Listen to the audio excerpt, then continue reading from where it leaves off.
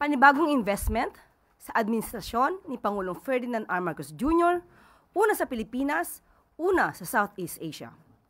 Isang leading company sa renewable energy ang nagkaroon ng courtesy call kay Pangulong Ferdinand R. Marcos Jr. kaninang umaga upang ipahayag ang kanilang kumpiyansa na mag-invest sa renewable energy sa bansa.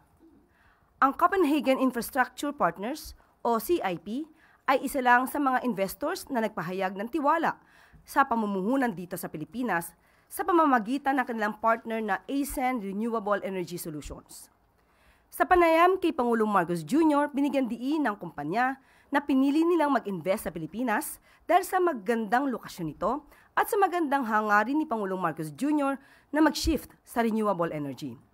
Ayon kay Pangulong Marcos Jr., mahalaga ang investment ng kumpanya dahil sa hangarin ng pamahalaan na mag-shift mula sa fossil fuels patungong renewable energy. Ang CIP ay may commitment na magtayo ng kanilang unang $3 billion offshore wind farm project na itatayo sa Camarines Sur, ang kanilang kauna-unahang project sa Southeast Asia.